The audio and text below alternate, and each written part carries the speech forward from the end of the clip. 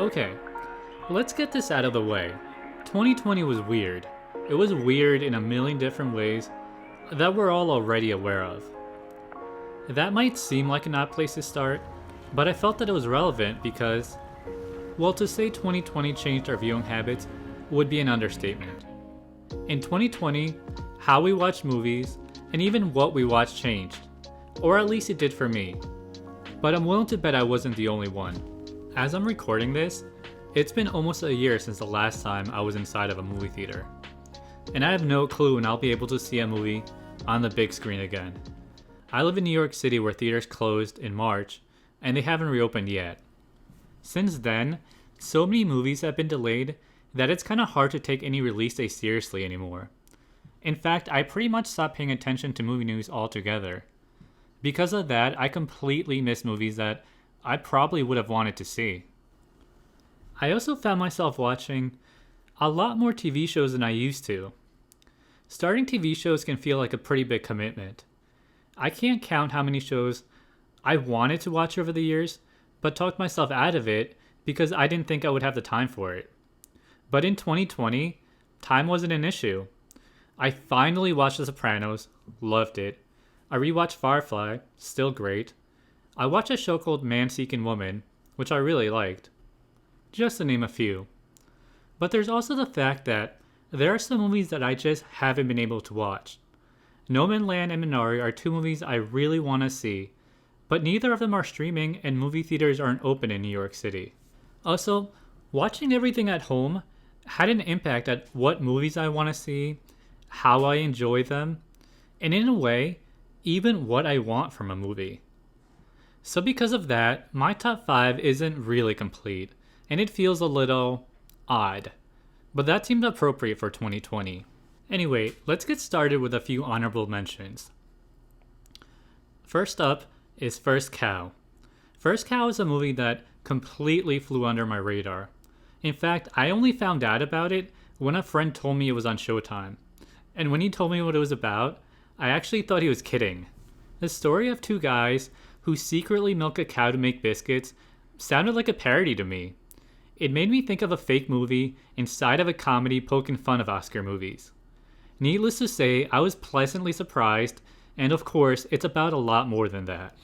I won't delve into the film too much because I want to do a video on it, but I definitely think it's a movie that should be seen. Directed by Kelly Reichardt, First Cow tells the story of two friends trying to make it in Oregon in the 1820s. Cookie, played by John Magaro, and King Lou, portrayed by Orion Lee. Cookie has been working for a group of fur trappers as their cook, and King Lou is a Chinese immigrant on the run. They meet by chance and soon realize they're kindred spirits, two men out of place and out of time. Cookie offers him shelter, and eventually the two embark on a business adventure.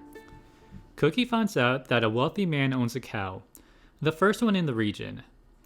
Sensing an opportunity in this, they decide to sneak onto the man's property.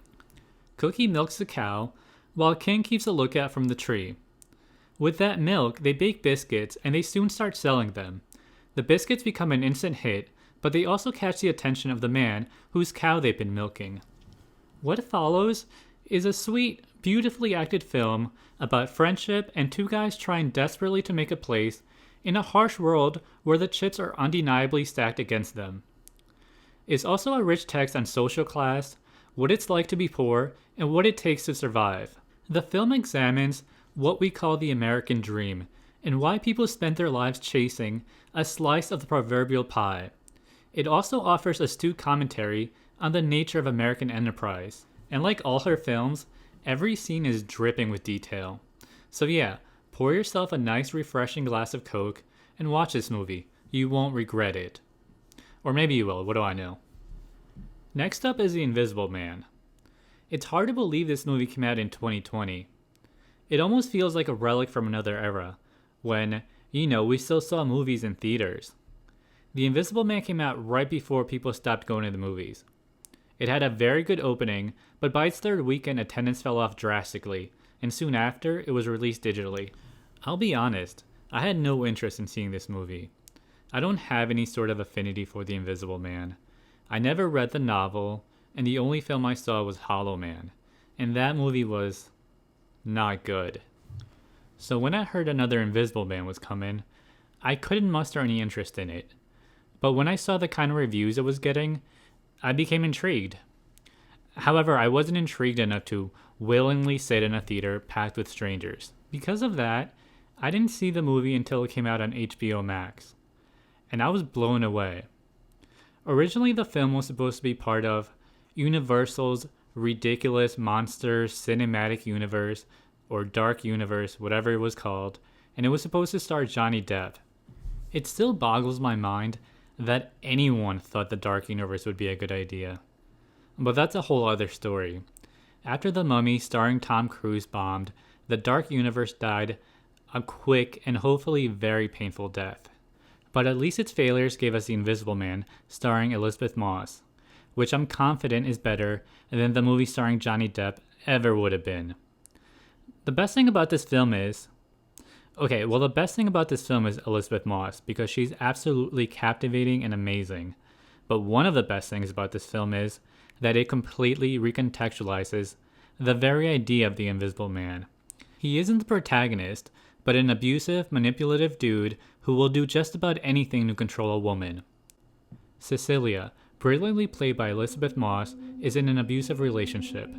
One night she decides to leave her abuser and escapes from his fortress. House. Her sister picks her up and she decides to hide out with a friend and his daughter. However, a couple weeks later, she receives a letter explaining that he committed suicide. In his will, he left her $5 million. Of course, it's conditional, and she has to prove that she's not crazy and can't commit crimes. What follows is a thrilling, suspenseful cat and mouse game that shows just how far some men will go to gaslight a woman. The film is genuinely exciting and elicits palpable tension. It also has stunning visuals. Seriously, I'll never understand how this movie had a $7 million budget when a movie like Grown Ups cost $80 million to make. Oh, and did I mention that Elizabeth Moss kills it? Because she absolutely does. She gives such a powerful performance that really makes you feel what she's going through. So yeah, check it out. Next up is The Five Bloods. This is a movie that sort of flew under my radar. Although I absolutely loved BlacKkKlansman, and I 100% support a Spike Lee resurgence, something about this movie felt somehow less important.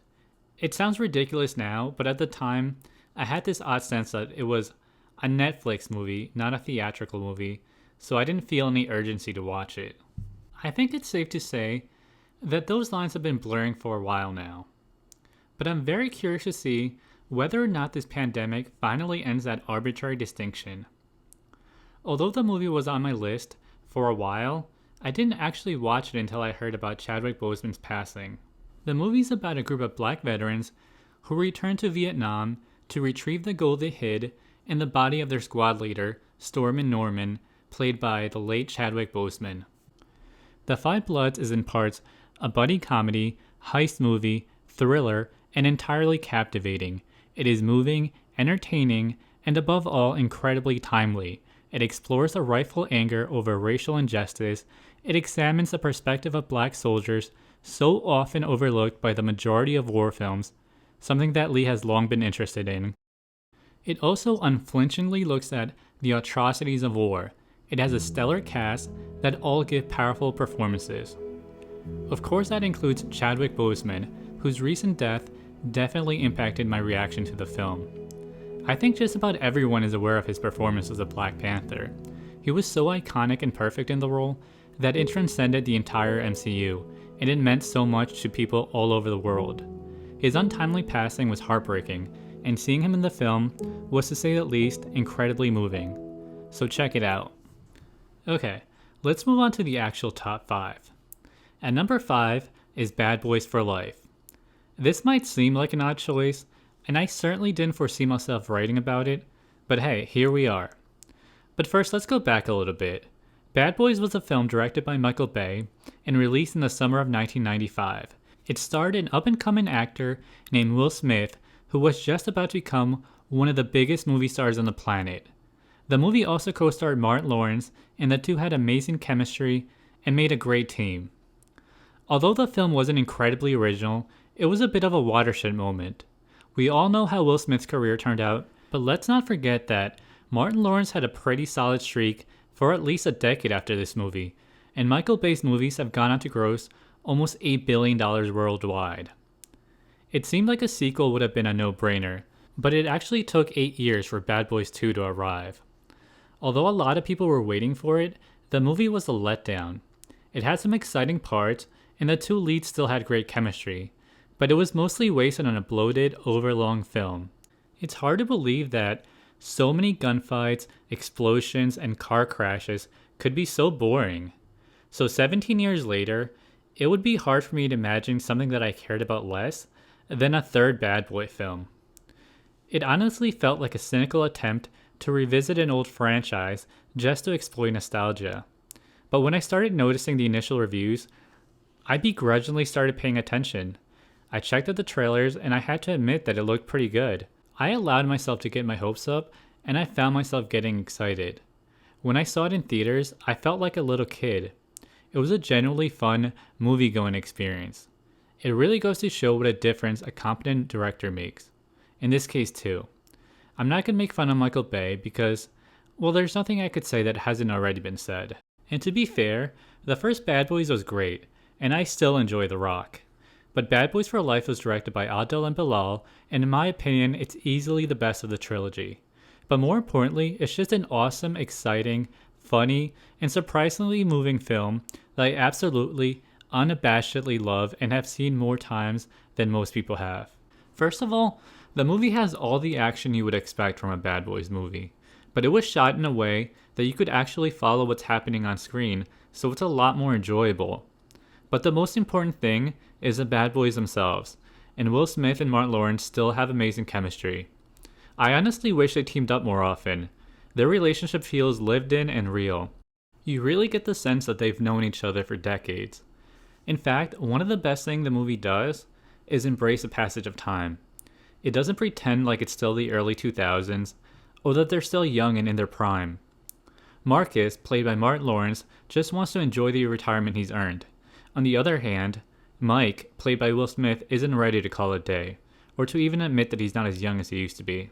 He's been the stud action hero for so long, and without that, he doesn't even know who he is. It's one of those cases where an actor's real life adds an extra level of depth to the character. There are few people on this planet who have ever risen to the heights of fame and success as Will Smith, but even he isn't Superman, and you know what? Even he ages. So seeing his character grapple with the passage of time, come into terms with the fact that the sun is setting on his glory days, and even facing the prospect of his mortality head on, was genuinely moving. I never expected to get the feels of a Bad Boys movie, but I did and I loved it. The supporting cast was great too. They really went all out. I mean, they even brought back Reggie. Seeing them all was great, but Captain Howard, played by Joe Pantoliano, was especially great. It really feels like they've been making his life hard for decades, but it's also clear that they're close and really care for one another. And you know what this movie has that no other film on the list does? I got to see it on the big screen. I got to see it in a packed theater full of people laughing and clapping and genuinely loving this movie, because you know what? It's awesome. So yeah, go check it out. Okay, so next up is Big Time Adolescence starring Pete Davidson. I'm not going to pretend that this movie is somehow revolutionary, but I don't really think it needs to be. I think a movie that treads familiar territory can still be great. Big Time Adolescence doesn't break any new ground, but it's really entertaining and genuinely moving. And it made me into a Pete Davidson fan.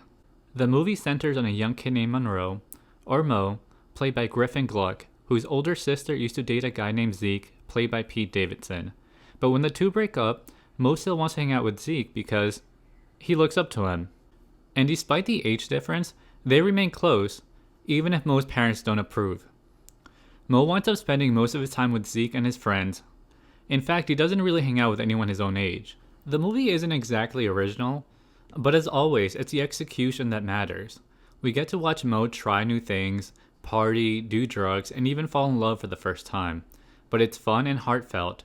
The cast is charming, and they have an easygoing chemistry that makes you feel like you're watching real friends hanging out. But beneath the familiar surface, There's a subtle complexity to the story and characters. It's also about growing up and trying to carve out an identity. The movie portrays what it's like to be a teenager when you desperately want to feel like you belong. It captures the exhilaration of experiencing things for the first time, and it does a great job of showing the relationship between Mo and Zeke. They're definitely friends, but there are also layers to their bond. Mo looks up to Zeke and he wants to be like him, and Zeke likes the fact that Mo thinks he's cool, even though he doesn't feel that way. To Mo, Zeke represents a person he wants to become, and Zeke likes the fact that Mo makes him feel like the person he wishes he still was. It also illustrates the disappointing truth that as we get older, we realize the people we look up to are just human and they can let us down. And it shows us that getting older can mean leaving things behind. We outgrow things and people we assumed would always be in our lives. Surprisingly, the movie also shows that there are consequences to our actions, something not all movies do. And I believe one of the movie's biggest strengths is that it doesn't try to tie everything up with a nice bow. The movie clearly belongs to Griffin Gluck and Pete Davidson, and they both deliver. Davidson in particular really shines. He's funny, but also brimming with insecurity, and these contradictions make Zeke feel like a real person. In fact, I have to admit it, I'm actually sold on the idea of Pete Davidson as a movie star. Although the rest of the cast isn't nearly as well developed, they're still great. John Cryer as Mo's dad really stands out. He sells the fact that he can see his son slipping away from him, but he's completely helpless to stop it. I was also pleasantly surprised by Machine Gun Kelly. I actually think he has screen presence and an effortless charm. Also, am I crazy or is this new album really great? However, although I genuinely love the film, and I think it would have been great had it been released any other year, I do believe the weirdness of 2020 made me love it even more. I think that watching everything alone, and in fact spending so much time alone, had an impact on what I want from movies and how I react to them. The fact is that watching a movie about hanging out with friends that reminded me of being a teenager and having fun, it just hit different in 2020. But like I said, it's just a great movie in general, so go check it out. Next up is I'm Thinking of Ending Things. Confounding and entertaining in equal measures, Charlie Kaufman's I'm Thinking of Ending Things will enthrall some and leave others perplexed. But thanks to the phenomenal performances of its two leads, Jessie Buckley and Jesse Plemons, the movie's never dull, even when it's not clear what it's trying to say. The film is an adaptation of a novel with the same name, written by Ian Reid, and explores a budding, dying relationship between a young woman, played by Jessie Buckley, whose name is never clear, and Jake, portrayed by Jesse Plemons. Together for 6 weeks, they're about to embark on a dreary road trip to his parents' house, whom she will meet for the first time. When they finally reach the destination, it feels like relief to get out of the car.